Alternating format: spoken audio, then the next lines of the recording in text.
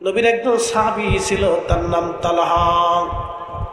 এই সাহাবী মোটা তাজা দীর্ঘ দেহধারী ছিলেন। আল্লাহর নবী আহত, নবীজি রক্ত ঝরতেছে, পাহাড়ের দিকে নিয়ে যাওয়া হচ্ছে, কাফেররা পিছন দিক থেকে আক্রমণ করলো। তালহা রাদিয়াল্লাহু আনহু নিজের বুক পেতে দিলেন, ঢাল হয়ে গেলেন। বুক লক্ষ্য করে, শরীর লক্ষ্য করে কাফেররা আক্রমণ করতে লাগলো। একটা না, দুইটা না, ৭৯টা আঘাত হযরত তালহার শরীরে করা হলো।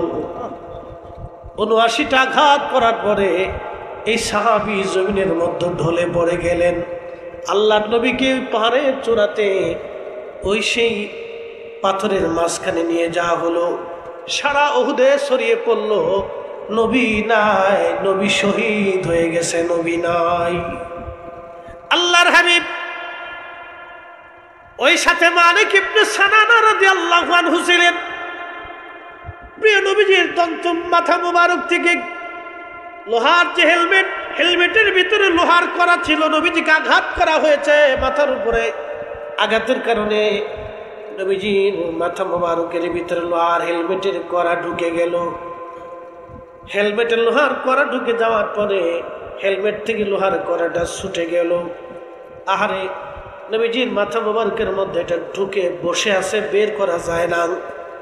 একজন সাহাবী কাছে দাঁড়াইয়া একটা কামড় দিয়ে ধরে একটা টান দিয়ে লোহার করাটা বের করলেন বটে, কিন্তু তার দুইটা দাঁত ভেঙ্গে জমিনের মধ্যে, উহুদের পাহাড়ের মধ্যে দাঁত ভেঙ্গে পড়ে গেল। আল্লাহর নবী বললেন, তোমার কি হয়েছে? সাহাবী বলতেছে, ইয়া রাসূলুল্লাহ, আমার তেমন কিছুই হয় নাই, আমাকে নিয়ে চিন্তা করতে হবে না। রক্ত গড়িয়ে পড়ে সাহাবী মালিক ইবনে সানানা দৌড়ে এসে চিন্তা করলেন, যদি কাপড় দিয়ে নবীজির রক্ত মুবারক যদি মুছতে যাই আমি, তাহলে এই রক্ত মুবারক মুছতে গেলে ক্ষতর ভিতরে কাপড় লেগে নবীজি ব্যথা পাবে, কষ্ট হবে। এটাকে বলা হয় ড্রেসিং। ড্রেসিং যদি করতে যায় আল্লাহর হাবিবের কষ্ট হয়ে যাবে। সালাদ চট দিয়ে যদি রক্ত মুছতে যাই, প্রিয় নবীর কষ্ট হবে না। আমার জিহ্বাটাকে আল্লাহ নরম করে বানাইছে, জিহ্বাখানা লাগাই দিয়ে হযরত মালিক ইবনে সানানা চেটে চেটে চেটে চেটে রক্ত পান করতে লাগলেন। এমন সময় সাহাবীরা বলল, মালিক রে, তুমি কি জানো না রক্ত পান করা হারাম? মালিক ডাক দিয়ে বললেন, সাহাবীরা, আমি মালিকের জীবন থাকা অবস্থায় আল্লাহর হাবিবের রক্ত মোবারক আমি জমিনের মধ্যে পড়তে দেব না। উনি নিজে গিলে গিলে খেয়ে ফেলতে লাগলেন। একবার জোরে বলা যাবে কি আল্লাহু আকবার? মোহাব্বতে জাতি। আল্লাহর নবী ডাকতে বলতেছে, সাহাবীরা রে, যদি তোমরা আল্লাহর জান্নাতে কোনো মানুষ তোমরা দেখতে চাও, আমার মালিকের চেহারার দিকে তাকাও। আমার মালিক আল্লাহর জান্নাতি বান্দা। আমার রক্ত যা রক্তের সাথে মিশে গেল সে আল্লাহর জান্নাতি, সে কখনো জাহান্নামে যেতে পারে না।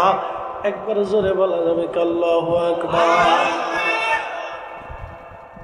মালিক ইবনে সানানা কেন নবীজি বললেন, দেখো তোমরা জান্নাতি মানুষের চেহারা দেখো। আমার রক্ত যার শরীরের মধ্যে লেগে গেল, মিশে গেল যার রক্তের সাথে, সে কখনো জাহান্নামে যেতে পারে না। আচ্ছা আপনারা বলেন, মালিক ইবনে সানানা আল্লাহর নবীকে মহাব্বতে জাতি ভালোবাসার জন্যে আল্লাহর জান্নাতের সার্টিফিকেট নিয়ে তিনি চলে গেলেন। একবার জোরে বলা যাবে কি আল্লাহু আকবার? ওনার উত্তর কি ছিল? যে আমি জিন্দা থাকতে আল্লাহর হাবিবের রক্ত মোবারক জমিনে পড়তে দেব না। কিন্তু মানুষের রক্ত পান করা শরীয়তে হারাম। গসলুল মালায়েকা, মদিনা শরীফ থেকে উহুদের পাহাড় দেখা যায়। দৌড়াই যাইতে হয়তো আধা ঘন্টা সর্বোচ্চ। উনি গোসল করে উহুদে যাইতে পারতেন, কিন্তু গোসল ছাড়া উহুদে গেলেন। একটা বাক্য, রসুল নাই তো গোসল দিয়ে কি করে? নবী বেঁচে নাই তো বেঁচে থেকে লাভ। আবার বুঝেন আসরের পরে সময়ে নবীজি দন্ত মোবারক শহীদ হয়েছে, মাগরিবের কিছু সময় আগে তেনাকে পাহাড়ে দেওয়া হয়েছে। সারা রাত্রের সবাই জানে যে আল্লাহ রসুল শহীদ হয়ে গেছে, মদিনায় সংবাদ ছড়াই গেছে। সকালবেলা ফজরের সুবে সাদিকের সময় মদিনার মানুষ উহুদের দিকে দৌড়ায় আসতেছে, কিন্তু আল্লাহর নবী উহুদ পাহাড়ের ওই জায়গাটা যদি কোনোদিন যান রাত্রিবেলা যাবেন, আল্লাহর বেহেশতের একটি ঘ্রাণ আসতে থাকে।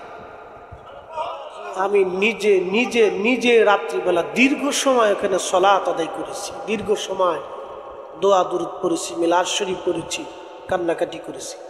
আল্লাহর বেহেশতের ঘ্রাণ আসে, পাথরের ভিতর থেকে বেহেশতের ঘ্রাণ আসে। কোথার থেকে আসে, কেমনে আসে কেউ বলতে পারবে না।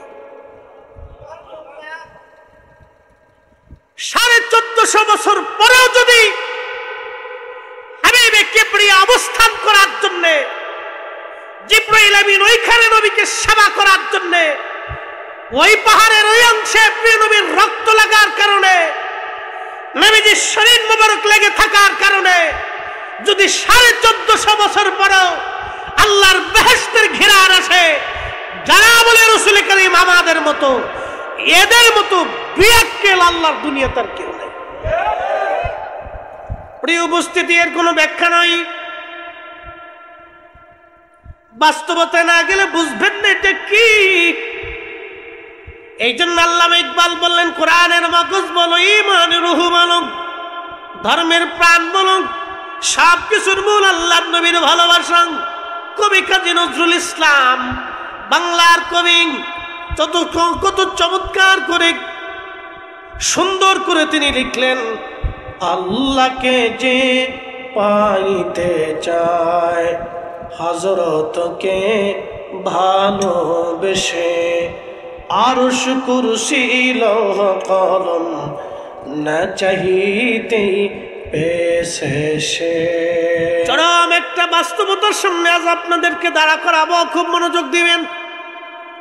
ছোট বরং মহিলা পুরুষ যে যে মত যে যে দল করেন, আমাদের রাসূল একজন।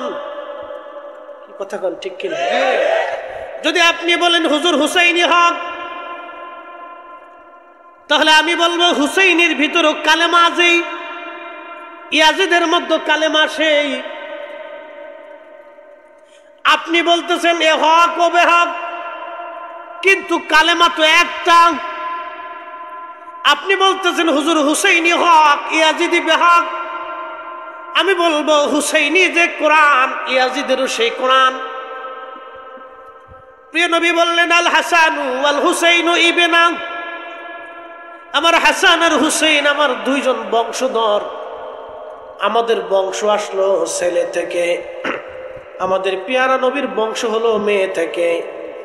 আল্লাহর নবী যেইভাবে শরীয়ত চাইছেন আল্লাহ সেইভাবে শরীয়ত করে দিয়েছেন। আমাদের বংশ ছেলে থেকে, আর আমাদের পেয়ারা নবীর বংশ আসলো মেয়ে থেকে।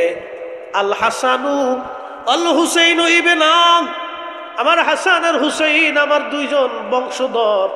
মান আহাব্বাহুমা, ওদেরকে যারা ভালোবাসবে, নবী বলেন ফাকাদ আহাব্বানি, সে আমাকে ভালোবাসবে।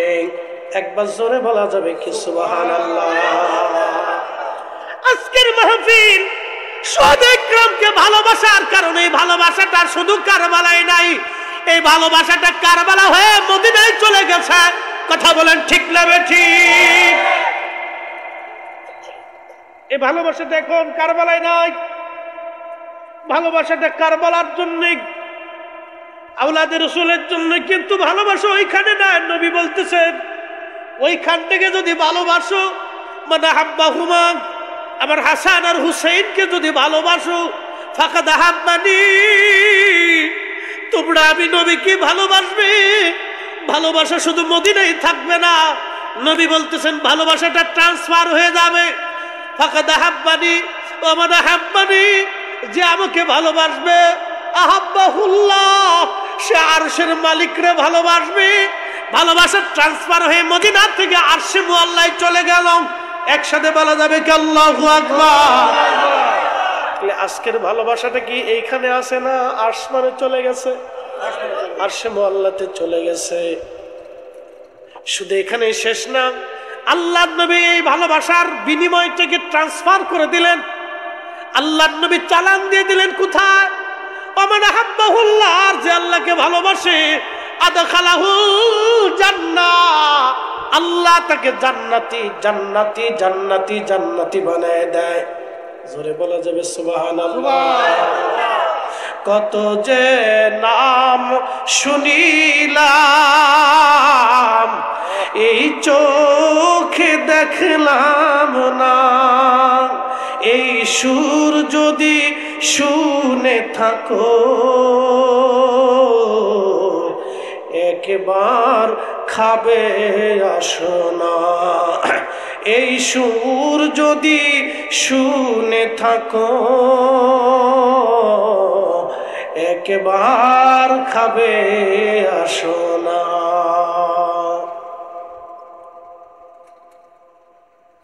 আইসে লাভ হয়েছে না লস?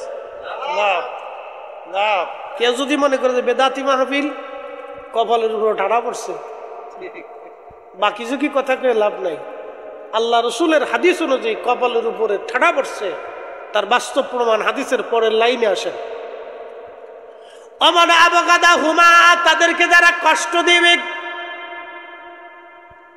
ফাকাদ আবগাদানি, মূলত তারা আমি নবীকে কষ্ট দেবে। তাদের গলায় যারা ছুরি চালাবে, মূলত আমি নবীর গলায় ছুরি চালাবে। তাদের গায়ে যারা বর্ষার আঘাত করবে, মূলত আমি নবীকে তারা বর্ষার আঘাত করবে। তাদেরকে যারা ভয় দেখাবে, মূলত আমি নবীকে তারা ভয় দেখাবে। তাদেরকে যারা পানির কষ্ট দেবে, মূলত আমি নবীকে তারা পানির কষ্ট দেবে। তাদেরকে যারা তৃষ্ণার্ত রাখবে, মূলত আমি নবীকে তারা তৃষ্ণার্ত রাখবে। ওমান আবগাদানি ফাকাদ আবগাদাহুল্লাহ, যে আমাকে কষ্ট দেবে তারা মূলত আল্লাহকে কষ্ট দেবে। ওমান আবগাদাহুল্লাহু আদখালাহুন নার, আর যারা আল্লাহকে কষ্ট দিবে, এই কষ্টের লাস্ট বেনিফিট আমার মালিক তাকে জাহান্নামী জাহান্নামী জাহান্নামী বানাবে। এই জন্য বললাম, বেদাতের দোহাই দিয়ে কেউ যদি সুহাদে কারবালা মাহফিল থেকে চলে যায়, বুঝতে হবে কপালের মধ্যে ঠাড়া পড়ছে। কি কথা বলে? এই কথা বলেন, জোরে বলেন। আমার ভাষায় না নবীর ভাষা, আমার ভাষায় না আল্লাহ রসুলের ভাষা, আল্লাহ রসুলের ভাষা। আপনি গিলাসে আঙ্গুল দিতে পারবেন, কিন্তু আগুনে আঙ্গুল দিতে পারবেন না। পানিতে আঙ্গুল ঢুকাইতে পারবেন, কিন্তু আগুনে আঙ্গুল ঢুকাইতে পারবেন না। সব জায়গায় আঙ্গুল দিতে যাবেন না, তা না হলে মহা বিপদ। এই বিপদ থেকে বাঁচার কোনো রাস্তা নাই। আবার বলি, খুব মনোযোগ দিবেন। হুসাইনি শিবিরেও কালেমা, ইয়াজিদ শিবিরেও কালেমা। হুসাইনি শিবিরেও কোরআন, ইয়াজিদ শিবিরেও কোরআন।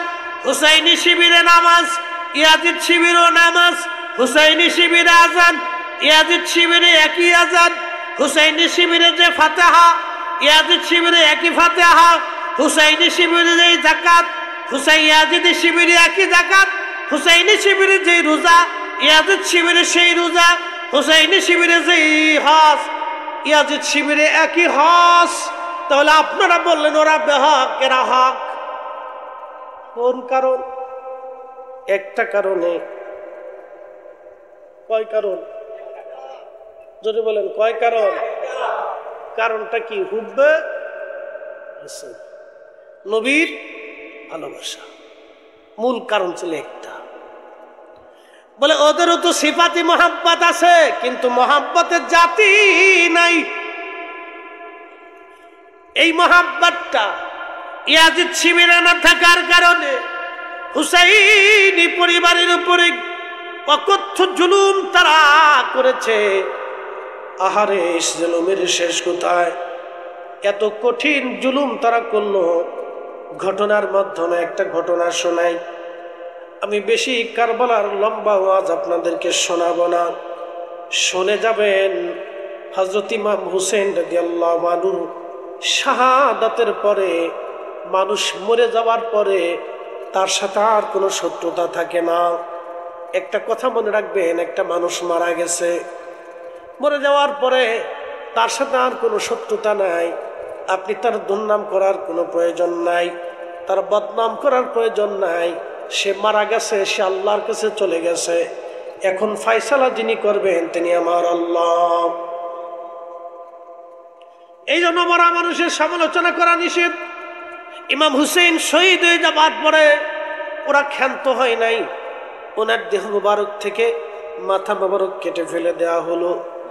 আহা, একটু চিন্তা করবেন, মাথা মোবারক আলাদা করে ফেলা হলো, দেহ মোবারক আলাদা করা হলো, মাথা মোবারক বর্ষার আগে ঝুলাইয়া তারা আনন্দ করতে লাগলো। কারবালায় বিজয় আনন্দ করতে লাগলো, বিজয়ের আনন্দ করতে লাগলো।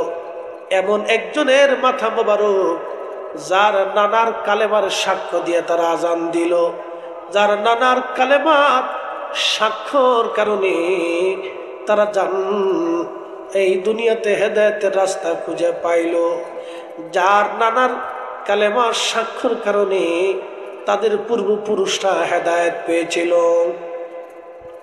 যে ফোরাত নদী পানি তারা হুসাইনি পরিবারকে দেয় নাই, মনোযোগ দিবেন, এই ফোরাত নদী দুনিয়ার কোন নদী না। এই ফোরাত নদীর উৎসটা হলো আল্লাহর জান্নাত থেকে। যে একটা গাছ আছে, গাছের নাম হচ্ছে আপনার সিদরাতুল মুনতাহার বড়ই গাছ। এই বড়ই গাছের তলদেশ থেকে আর এক বর্ণনায় আসছে জান্নাতুল ফিরদাউস থেকে এই নহরটা এসেছে। একটা নদীর নাম ফোরাত, আর একটা নদীর নাম নীল নদ। এই দুইটা নদীর উৎস হলো আল্লাহর জান্নাত থেকে। একবার জোরে বলা যাবে আল্লাহু আকবার। এই জন্য নদী কখনো শুকায় না। পৃথিবীর সব নদী শুকাবে, এই দুইটা নদী শুকাবে না। পৃথিবীর সব কুয়া শুকাই যাবে, কিন্তু কয়েকটা কুয়া পৃথিবীতে শুকাবে না। একটা জমজম কুয়া, আর একটা বীরে শিফা, আর কয়েকটা কুয়া আছে যেই কুয়ার ভিতরে আল্লাহ নবী থুতু মুবারক ফেলেছে। এই কুয়া কোনোদিন শুকাবে না। ফোরাত নদী জান্নাতের নদী। এই নদীর পৃথিবীর শেষ প্রান্তে এই নদী সহিহ বুখারীর কিতাবুল ফিতানের ভিতরে আসছে। এই নদী তখনই শুকাবে যখন নদীর ভিতর থেকে স্বর্ণের পাহাড় ভেসে উঠবে। একসাথে বলা যাবে সুবহানাল্লাহ। কিন্তু বিপর্যয় একটা, এই নদীর ভিতর থেকে পানি শুকিয়ে যাবে, স্বর্ণের পাহাড় ভেসে উঠবে। এই স্বর্ণ নিয়ে পৃথিবীর মধ্যে যুদ্ধ শুরু হবে। যুদ্ধে 100 জনের মধ্যে 99 জন মানুষ মারা যাবে, মাত্র একজন মানুষ বেঁচে থাকবে। বর্তমানে যদি পানি শুকায় যায়, স্বর্ণের পাহাড় যদি ভেসে আসে, তাহলে মনে রেখে দেন বর্তমানে পৃথিবীতে মানুষ আছে 800 কোটি। এই 800 কোটি মানুষের মধ্যে যুদ্ধ বেঁধে যাবে। রাশিয়া আমেরিকা যুদ্ধ শুরু হবে। 2 বেল্ট, পৃথিবীর বেল্ট কিন্তু এখন 2টি। একটা হলো রাশিয়ান বেল্ট, আর একটা হলো মার্কিন বেল্ট। যদি একবার আমেরিকার রাশিয়ার মধ্যে যুদ্ধ বেঁধেই যায়, তাহলে পৃথিবীতে বিশ্বযুদ্ধ বেঁধে যাবে, পারমাণবিক যুদ্ধ বেঁধে যাবে। যার যত পারমাণবিক অস্ত্র আছে, বোমা আছে, মারতে থাকবে। একটা পর্যায়ে পৃথিবীর বর্তমান সভ্যতা ধ্বংস হয়ে যাবে। আহা, কত মানুষ মরে যাবে তার কোনো হিসাব নাই। পৃথিবী ধ্বংসস্তূপে পরিণত হয়ে যাবে। আল্লাহর নবী বলেন, উম্মত রে তোমরা শুনে নাও, এই নদী শেষ হয়ে যাবে। নদীর নাম কি? ফোরাত। নদীর নাম কি? আসছে কোথার থেকে? জান্নাত থেকে। একসাথে বলা যাবে আল্লাহু আকবার। আর জান্নাত থেকে আসলো কার উসিলা? আমার রসুলের উসিলা। কিন্তু তার দৌহিত্ররা ওই ফোরাতের পরে আজকে পানি পায় না। বুঝে যেতে হবে বাবা, তার দৌহিত্রতাই ফোরাতের তীরে পানির অপেক্ষায় কাতর ভাবে তাকিয়েছিল, কিন্তু পানি দেয় নাই। খাজা বাবা আজমিরি যদি আনা সাগরের পানি একটা লুটার ভিতরে আনতে পারে, তাহলে হুসাইন আল্লাহর দরবারে আরজি করার সাথে ফোরাত নদীর পথ পরিবর্তন হয়ে হুসাইনের শিবিরের ভিতরে ফোরাতের পানি চলে আসতো।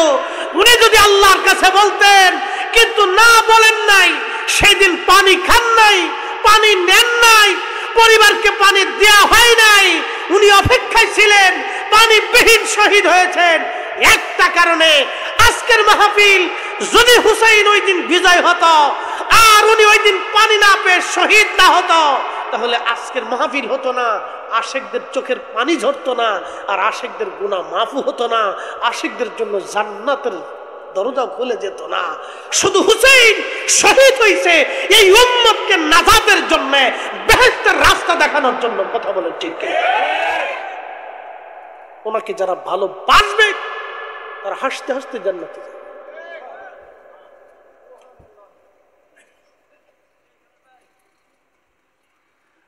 কসবাবাসী খুব মনোযোগ দিয়ে, ওই ফরাত নদীর পানি শুকিয়ে যাবে, সামনের পাহাড় বেশি উঠবে, পৃথিবীতে যুদ্ধ শুরু হবে, 100 জনই একজন বেঁচে থাকবে, 99 জন মারা যাবে। বর্তমানে মানুষ আছেন 800 কোটি, 100 কোটির মধ্যে মাত্র 1 কোটি বেঁচে থাকবে, 99 কোটি মানুষ মারা যাবে। তাহলে 800 কোটি মানুষের ভিতরে মাত্র সারা পৃথিবীতে 8 কোটি মানুষ বেঁচে থাকবে, বাকি সব মানুষ যুদ্ধ করতে করতে মারা যাবে। এই ঘটনাটা কিয়ামত আসার আগে ঘটবে দুনিয়াতে। ওই ফরাত নদীকে কেন্দ্র করে, ওই ফরাত নদীকে কেন্দ্র করে ঘটনা ঘটবে। ওই ফরাতের তীরে হুসাইন অপেক্ষায় রইলেন, তার ছোট্ট বাচ্চাকেও সেই দিন পানি দেওয়া হয় নাই। আর এই ফরাতের তীরে ওনাকে শহীদ করার পরে ওনার মাথা মোবারক আলাদা করে বেঈমানের দলেরা বর্ষার আগে বিদায়া আনন্দ মিছিল করতেছিল, বিজয় আনন্দ, বিজয়ের আনন্দ করতেছিল। দেহ মুবারক, জুব্বা মুবারক খুলে ফেললো। এই যে জুব্বা দেখেন, এই জুব্বাটা আজকের পোশাক না, আজকে জুব্বার ইতিহাস আপনাদেরকে বলে দিয়ে যাই। জুব্বার ইতিহাস আজকে শুনে যাবেন। এই জুব্বাটা কিন্তু আজকের পোশাক না। এই জুব্বাটা আদম আলাইহিস সালামকে যখন জান্নাত থেকে আল্লাহ দুনিয়ার মধ্যে পাঠাইলেন, জান্নাতি পাতা দিয়ে ওনার লজ্জা স্থান আবৃত করলেন। কিন্তু এটা কতদিন থাকবে? আল্লাহ রাব্বুল আলামিন আদম সফিউল্লাহর মাথায় একটা ব্রেন বুদ্ধি আল্লাহ পাক দিয়ে দিলেন। বেড়ার পশম দিয়ে, এগুলি পাবেন না, এগুলো একটা ক্লাস আগে বলছি, এগুলো শুনলে উপকার হবে। ছেলেরা এগুলো শোনো। আমি প্রধানমন্ত্রীর জন্য দোয়া করতাম যে উনি দেশে ফেসবুক বন্ধ করে দিচ্ছে। জি জি, কি কথা ঠিক না? এটা বন্ধ করে দিলে আমার দেশের ছেলেরা ক্রিকেট নিয়ে, ফুটবল নিয়ে মাঠে নেমে যাবে, খেলাধুলা করবে, শরীর ভালো থাকবে। ও টাইম মতো 8টার সময়, 9টার সময়, 10টার সময় ঘুমাবে, সকালবেলা ঘুম থেকে উঠবে। আর এখন এমন অবস্থা হয়েছে শিফটি রাতে 1টা বাজে, ঘুমে থেকে 8টার সময়, 9টার সময়। ও বয়স শেষ হওয়ার আগে, 40 বছর আসার আগেই, এই 25 বছর যাওয়ার পরেও ডায়াবেটিসে ধরে যাবে। আমি প্রধানমন্ত্রীকে একবারে 2 রাকাত নামাজ পড়িয়ে একবার ওনার জন্য দোয়া করতাম, যদি ফেসবুক বন্ধ করে দিতে, একবারে চিরদিনের লেগে বাংলাদেশ নিষিদ্ধ করে দিত। প্রিয় মুসলমান, খুব মনোযোগ দিয়েন। আদম আলাইহিস সালাম নেমে আসলেন তিনি দুনিয়াতে ভেড়ার পশম থেকে, পশম দিয়ে সুতা বানাইয়া, কি আল্লাহ আকল দিলেন, ভেড়ার পশম থেকে সুতা বানাইয়া আদম আলাইহিস সালাম জুব্বা বানাইলেন। জুব্বা বানাইলেন। এই তো জুব্বা শুরু হলো। আজও দেখেন আরবরা জুব্বা ছাড়ে না।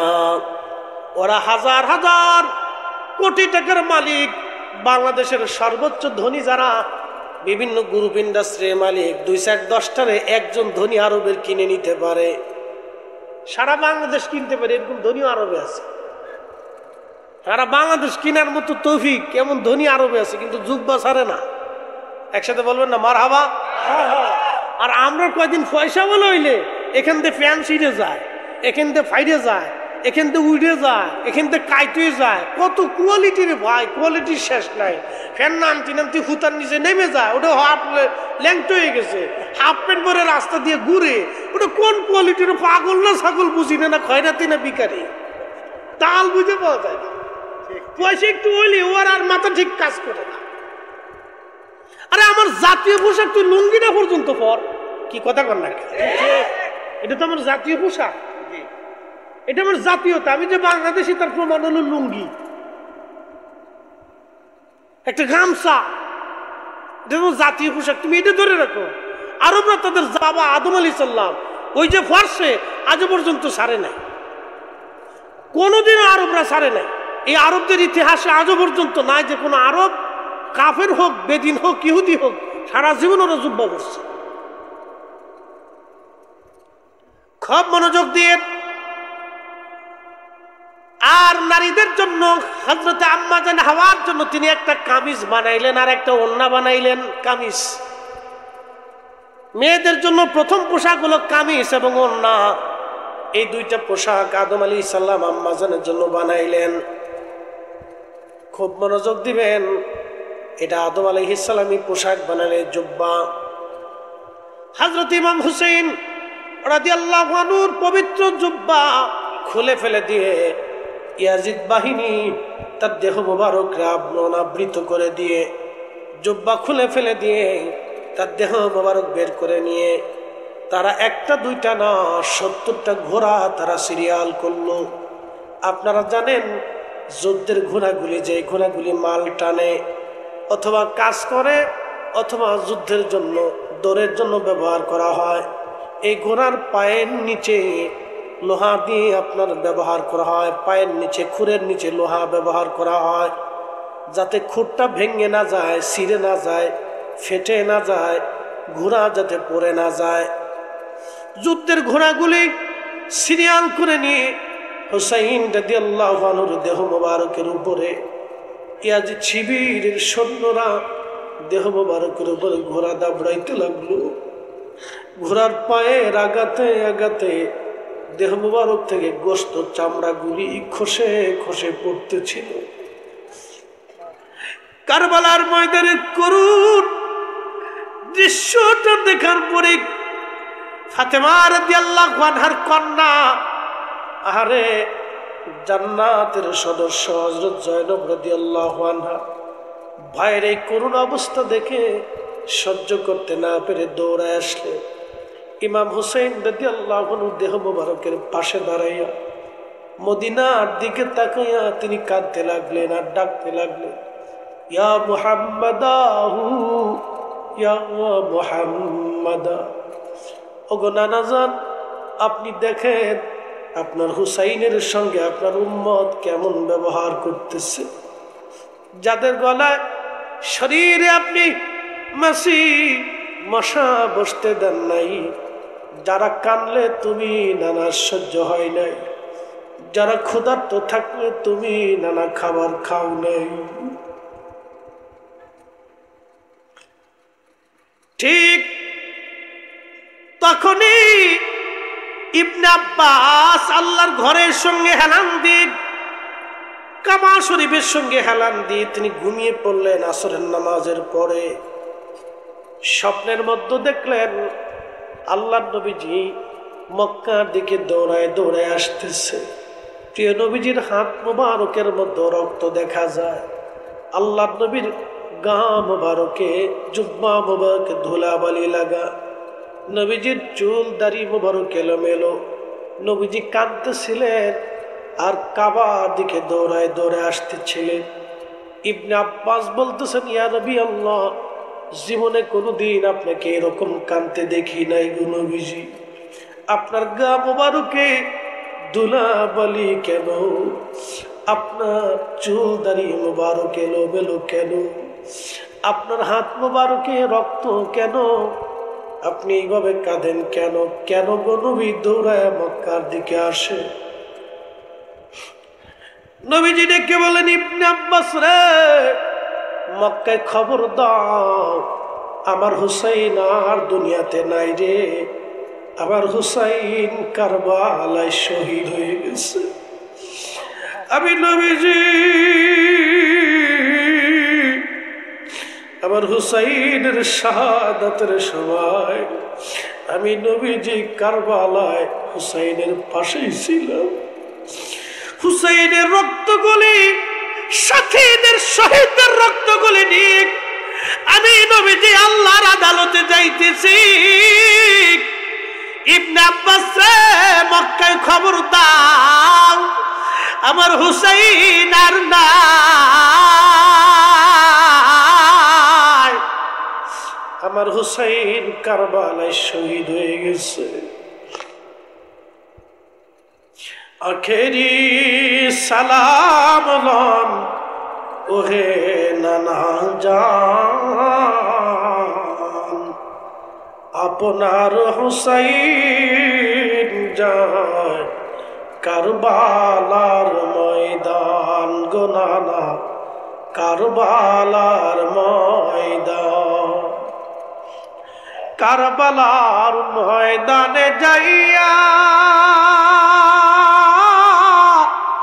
দিব গলা কাটাইয়া, আর নায়া শিব ফিরে নানা, আর নায়া শিব ফিরে মদিনা মুকাম। আপনার হুসাইন যায় কারবালার ময়দান। আখেরি সালাম লন, আখেরি সালাম লন ওহে নানা জান, আপনার হুসাইন যায় কারবালার ময়দান গো নানা, কারবালার ময়দান। প্রিয় কসবাবাসী, আহা হুসাইন রাদিয়াল্লাহু আনহু শহীদ হয়ে গেলেন, ওনার সাথীরা শহীদ। সবার দেহ মোবারক থেকে মাথা কেটে নিয়ে যাওয়া হলো, সবার দেহ থেকে মাথা কাটা হলো, মাথাগুলি কেটে কেটে তারা নিয়ে গেল। আহা সেই দিন তারা হুসাইন রাদিয়াল্লাহু আনহুর দেহ মোবারক দাফন করে দিয়ে ফোরাত নদী থেকে পানি এনে সারা কারবালার মাঠেরা ভরে দিল। একটু মনোযোগ দিয়ে, ফোরাত থেকে পানি এনে হুসাইন রাদিয়াল্লাহু আনহুর দেহ মোবারক দাফন করে দিয়ে সারা কারবালা থেকে কারবালা ভরে ভরে পানি ছেড়ে ছেড়ে দিয়ে মাটিগুলি সমান করে দিল, যাতে হুসাইন রাদিয়াল্লাহু আনহুর কবর কোন জায়গা দুনিয়ার মানুষ কোনোদিন খুঁজে না পায়। ওদের চিন্তা ছিল হুসাইনের কবর যাতে খুঁজে না পাওয়া যায়, ওনার মাজার যাতে কোনোদিন খুঁজে পাওয়া না যায়, সেই জন্য তারা মাটি সমান করে দিয়ে পানি দিয়ে তারা একবারে সমান করে দিল, যাতে হুসাইনের মাজার কোথাও খুঁজে না পাওয়া যায়। কিন্তু আল্লাহর সিদ্ধান্ত ছিল ভিন্ন। ওরা যদিও শত্রুতা করেছে, কিন্তু আল্লাহর সিদ্ধান্ত আলাদা। একসাথে বলা যাবে আল্লাহু আকবার। এখানে একটা চমৎকার ঘটনা আছে, খুব মনোযোগ দিয়ে, উহুদের সাথে মিলে যাবে দেখেন। হুসাইন রাদিয়াল্লাহু আনহুর দেহ মুবারক মাটির নিচে, কবর কোথায় কোনো চিহ্ন নেই। সারা এলাকায় কবরের চিহ্ন হারিয়ে ফেললো ওরা, পানি দিয়ে সমান করে দিছে যাতে কোথাও কবরের চিহ্ন খুঁজে পাওয়া না যায়। আহা, ওরা চলে গেল। এক বেদুইন আশিক রসুল, ওই যে আগে বলছি এশকে রসুল কলিজার ভিতর থেকে যার আসে, এটা টাকা দিয়ে কিনা যাবে না, টাকা দিয়ে কেনা যায় না, দলিল দিয়ে বুঝানো যায় না, দলিল দিয়ে বুঝানো যায় না, টাকা দিয়ে কেনা যায় না। এটা আল্লাহ যারা দয়া করে তার কলিজার ভিতরে আল্লাহ দিয়ে দেয়, মনোযোগ দিবে। হুসাইন রাদিয়াল্লাহু আনহু দেহ মুবারক মাটির নিচে, বেদুইন শুনতে পারছে হুসাইন রাদিয়াল্লাহু আনহু কারবালায় শহীদ। বেদুইন দেরি করলেন না, সুদূর মরুভূমির ভিতর থেকে রওনা হয়ে গেলেন। মরুভূমির ভিতর থেকে আসিয়া কারবালাতে উপস্থিত হইয়া বেদুইন সারা কারবালার মানুষদেরকে জিজ্ঞাসা, কারবালাবাসী তোমরা বলো আমার হুসাইনের কবর কোন জায়গা আছে? কারবালার লোকজন বলতেছিল, বেদুইন হুসেনের কবর কোন জায়গায় আছে আমরা বলতে পারবো না, তাকে দাফন করে দিয়ে পানি এনে সারা কারবালার মাঠ একবারে পানি দিয়ে তারা সমান করে দিয়ে গেছে। মাটি গুড়ি কবরের চিহ্ন হারায় গেছে, কবর কোথায় খুঁজে পাওয়া সম্ভব না। ওই বেদুইনের চিন্তা ইমাম ইবনে কাসির আল বেদায় ওয়ান নেহার মধ্যে ঘটনাটা লিখতেছেন। বেদুইনের চিন্তা আসলো, আমার হুসাইন জান্নাতের যুবকদের সর্দার, আল হাসানু আল হুসাইনু সাইয়্যিদা শাবাবি আহলিল জান্নাহ, সে জান্নাতের যুবকদের সর্দার। যেহেতু সে জান্নাতের যুবকদের সর্দার, সেহেতু তার কবর থেকে জান্নাতের ঘিরান আসবে, তার দেহ থেকে জান্নাতের ঘিরান আসবে, তার কবরের মাটি থেকেও জান্নাতের ঘিরান আসবে। চিৎকার মেরে জোরে বলেন আল্লাহু আকবার। ঠিক 1450 বছর পরে উহুদ থেকে নবীর ঘিরান পাওয়া যায়। এখন আমি তার নিজেরা সাক্ষী, দীর্ঘ সময় আমি সেই সুঘ্রাণ পেয়েছি। আল্লাহর নবী যেখানে চিকিৎসা নিয়েছিলেন, বিশ্রাম করেছিলেন, উহুদের পাহাড়ের ফাটা জায়গা থেকে, শুধু ওইখান থেকে 1450 বছর পর ঘ্রাণ আসে। ওই বদুর চিন্তা হলো, হুসাইন রাদিয়াল্লাহু আনহু যেখানে ঘুমানো, উনি জান্নাতের যুবকদের সর্দার, পেয়ারা নবীর দৌহিত্র, নবীদের শরীরের অংশ, ওনার শরীর থেকে জান্নাতের ঘিরান আসবে। একসাথে বলা যাবে কি ইয়া রাসূলুল্লাহ, জান্নাতের ঘিরান আসবে। উনি মাটি পরীক্ষা করতে লাগলেন, সারা কারবালা থেকে মাটি নেন, নাকের কাছে নিয়ে সুঘ্রাণ নেন, কিন্তু কোনো মাটির ভিতর থেকে সুঘ্রাণ আসে না। যখনই হুসাইন রাদিয়াল্লাহু আনহুর মাকবারা রওজা শরীফের কাছে যে মাটি নিলেন, নেওয়ার সঙ্গে সঙ্গে নাকে যখন লাগাইলেন, লক্ষ্য করলেন ওই মাটির ভিতর থেকে আল্লাহর জান্নাতের মিশকের ঘ্রাণ আসতেছে।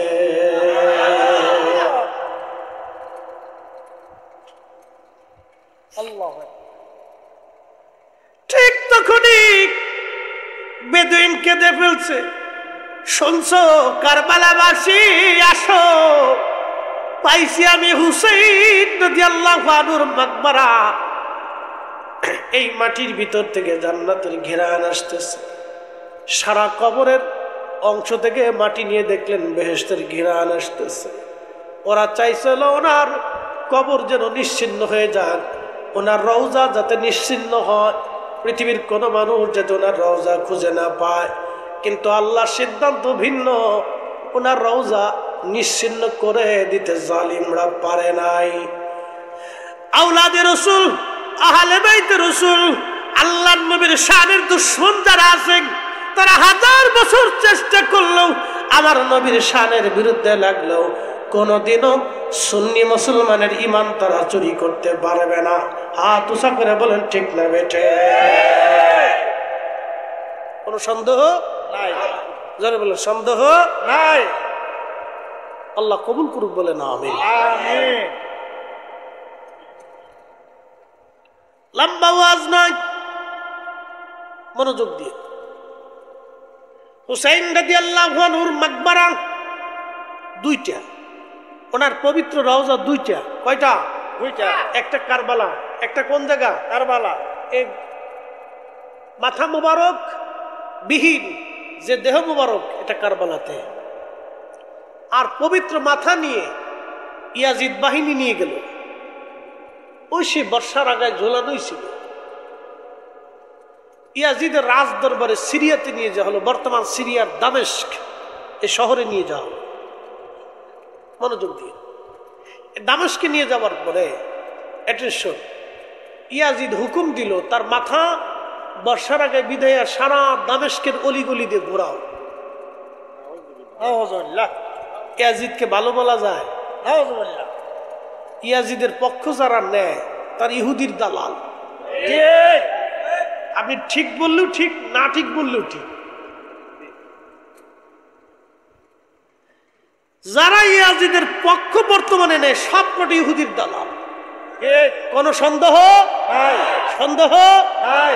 যত বড় দাড়ি থাকুক, জুব্বা থাকুক, পাগড়ি থাকুক, ঘন্টা থাকুক, তাহাজ্জুদ পড়ে নামাজ পড়তে পড়তে কপাল কালা বানায় ফেলছে, ওর বিশ্বাস করা যাবে না। যে ইয়াজিদকে মানে প্রশংসা করে তাকে বিশ্বাস করা যাবে না, বিপদ আছে, মানে একই নষ্ট। ইয়াজিদ হুকুম দিল মাথা সারা সিরিয়াতে ঘুরাও। এটা আমি আমার নিজস্ব বক্তব্য থেকে বলতেছি না, ইমাম ইবনে কাসির আল বেদায়া থেকে বলতেছি। আমি একবারে পৃথিবীর নির্ভরযোগ্য তারিখের কিতাব থেকে বলতেছি, একবারে পৃথিবীর সবচেয়ে নির্ভরযোগ্য তারিখের কিতাব, যে তারিখের কিতাবটা যারা আমাদের বিরোধিতা করে তারাও মানে, আল বেদায়া থেকে বলতেছি। সারা এলাকায় সরানো হলো, দামেস্কের অলিগলি দিয়ে ঘোরানো হলো, সেই পবিত্র মাথা মোবারক নিতে নিতে নিয়ে যাওয়া হলো বর্তমানে গাজা। এটার আগে নাম ছিল আসকালান।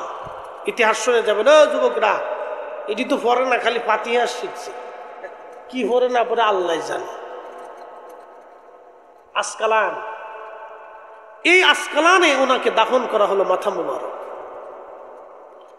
দাফন করার 470 বছর পর, মনে রেখেন 530 হিজরি, ওনার ইন্তেকাল 60 হিজরি, 60 হিজরি 530 হিজরি, 470 বছর পর, 470 বছর পরে ওই গাজার আসকালানটা খ্রিস্টানরা দখল করে নিল। এখন যেমন ইসরায়েল দখল করে নিছে, ওই সময় খ্রিস্টানরা দখল করে নিয়ে গেল।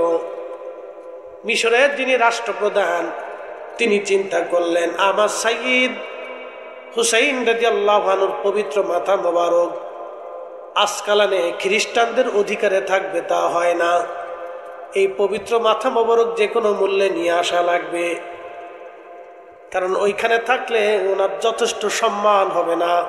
মিশরে নিয়ে আসলে ওনার যত উপযুক্ত সম্মান দিয়ে আমরা মিশরে রেখে দিব। গভর্নর বা রাষ্ট্রপ্রধান তিনি প্রস্তাব দিলেন খ্রিস্টান বাহিনীর কাছে। ওরা বলল মাথা নিয়ে যাও। ওই মাথা দিয়ে তো আমাদের কোনো কাজ নাই, কিন্তু মাথা তো নিবা, বিনিময় ছাড়া আমরা মাথা দেব না। বলে কি পরিমাণ তোমরা চাও? বলে 30,000 স্বর্ণের দিরহাম দেওয়া লাগবে। 30,000 স্বর্ণের দিরহাম, 60 টাকা নি কথা না, বর্তমানে শত শত কোটি মার্কিন ডলার। 30,000 দিরহাম। মিশরের রাষ্ট্রপ্রধান চিন্তা করলেন টাকা চলে যাক, কিন্তু আওলাদের রাসূল সুলতান কারবালা জান্নাতের যুবকদের সর্দার, ওনার পবিত্র মাথা আমি আনবো, এনে মিশরে দাফন করব। এর চাইতে পরম সৌভাগ্য আমার জীবনে আর হতে পারে না। আল্লাহু আকবার, আল্লাহু আকবার। আজকের মাহফিল শুহাদায়ে কারবালা, যারা বলেন শুহাদায়ে কারবালা, লাভ না লস? কি পরিমাণে কোনো হিসাব আছে? বলতে পারবো না, বিগয়রি হিসাব, বুঝে যাবে। হাজরাতে ইমাম হুসেন রাদিয়াল্লাহু আনহুর মাথা মোবারক আনতে যাওয়া হলো। মিশর থেকে সৈন্যবাহিনী নিয়ে, উলামা ইকরাম নিয়ে, মন্ত্রী পরিষদ, আমির ওমরা নিয়ে বাদশা নিজে রওনা হয়ে গেলেন। কিন্তু রওজা শরীফে যাওয়ার আগে সবাই পায়ের জুতা খুলে ফেললেন। মারহাবা কর, মারহাবা। কিসের জুতা? পায়ের জুতা। জোরে বলেন, পায়ের জুতা। আদব না বেয়াদব? আদব। জোরে বলেন, আদব। আমি নিজে দেখছি হেরেমে কাবা শরীফে হাজিরা জুতা পাই দিয়ে তওয়াফ করতেছে। আহা, বড় দুঃখজনক। ইসলামটাকে নজদিরা একটা রুচিহীন করে দিচ্ছে। সি সি সি, আমার কাছে আশ্চর্য লাগে, বড় আশ্চর্য লাগে। বলে হুজুর আশ্চর্য হচ্ছেন কেন? বলতেছি, আপনারা যে কাবা শরীফে দলিল দিতেছি, একবারে আমি কোরআন হাদিসের দলিল দেব না, একবারে বাস্তব দলিল দিই। শুনে যা। কষ্ট হচ্ছে? হাত উঁচা করে বলেন তো আল্লাহু আকবার। হাত নামান। এবার আসেন দলিল দিই। মাকামে ইব্রাহিম, আপনি কি হজে গেছেন? না, যাওয়ার সুযোগ নেই। বাইতুল তো গেছেন না? আচ্ছা, মাকামে ইব্রাহিম দুইজন, আমার দুই ভাই আছেন, আরো আছেন যারা হজে গেছেন বা উমরা গেছেন বা চাকরি গেছেন। মাকামে ইব্রাহিম, হযরত ইব্রাহিম আলাইহিস সালামের কদম মোবারকের দাগ সাপ পাথরের ভিতরে বসে গেছে। আর হুজুর করিম সাল্লাল্লাহু আলাইহি সাল্লামের কদম মোবারকের দাগ পাথরের ভিতরে মেরাজে যাওয়ার সময় বাইতুল আকসাতে যে পাথরের উপর কদম রয়েছিলেন, সেই বাইতুল আকসার পাথর এখনো বাইতুল আকসাতে আছে। মারহাবা কর। মারহাবা। সেই পাথর থেকে আমাকে যিনি আমার সাথে ছিলেন একজন মাওলানা, তার সিলেটে বাড়ি, তার নাম খাজা মাইনুদ্দিন আহমদ জালালাবাদী, উনি ওনার মামা বলি, তো বলতেছে মামা আজকে উহুদে এইখানে যে সুঘ্রাণটা আমি পাইছি, আল্লাহর কসম আমি সেই সুঘ্রাণটা বাইতুল আকসাতে নবীজির এই কদম মোবারকের ছাপ থেকে পাইছি। আমি বললাম মামা তাহলে আমাকে বাইতুল আকসাতে নিতে হবে, নিয়ে যাবো। সেখান থেকে একই রকম সুঘ্রাণ আমি পাইছি, আজকে উহুদে যে সুঘ্রাণ পাইছি উনি এর আগে যাই নাই কখনো। তো ওই দিন রাত্রিবেলা আমার কেন্দ্রে মন শুধু বারবার টানতেছে। আমি বললাম যে চলেন না, এখন রাত হয়েছে, একটু উহুদের ওইখান থেকে ঘুরে আসি। কত জায়গা দোয়া করছি, তা আল্লাহ রসুল এখানে বিশ্রাম করছিলেন, তো এখানে বসে দোয়া করি। তা আমার সাথে আরো 2-3 জন হাজি, সবাই আলেম। তাহলে ঠিক আছে, তাহলে চলে। ওইখানে যেই সুঘ্রাণটা পাই, তখন মনোযোগ দিয়ে অ্যাটেনশন, কথাটা খুব গুরুত্বপূর্ণ। ইব্রাহিম আলাইহিস সালামের কদম মোবারকের ছাপ, এটার নাম মাকামে ইব্রাহিম আলাইহিস সালাতু ওয়াস সালাম। এখন এখানে আরো হাজিরা আছেন, বলেন মাকামে ইব্রাহিম, ওখানে ইব্রাহিম আলাইহিস সালামের মাকাম, এর অর্থ হলো ওই পাথরের উপরে পা রেখে ইব্রাহিম আলাইহিস সালাম কাবা ঘরের পাথর গাঁথতেন, আর ইসমাইল আলাইহিস সালাম পাথর এনে এনে দিছেন, আর ওই পাথরের উপরে পাড়া দিয়ে এই পাথর অটোমেটিক ভাবে উপরে উঠে যাইত। হ্যাঁ না, হয়েছে না? আরো জোরে। আমাদের লিফট, এটা বিজ্ঞানের যন্ত্র দিয়ে টেনে উঠানো হয়, আর ইব্রাহিম আলাইহিস সালামের লিফট কদম মুবারকের ছাপ মাকাম ইব্রাহিম, এটা অটোমেটিক উঠতে থাকতো, নামতে থাকতো। আরো জোরে বলে। হ্যাঁ না, আরো জোরে বলে। তেলের গাড়ি তেলে চলে,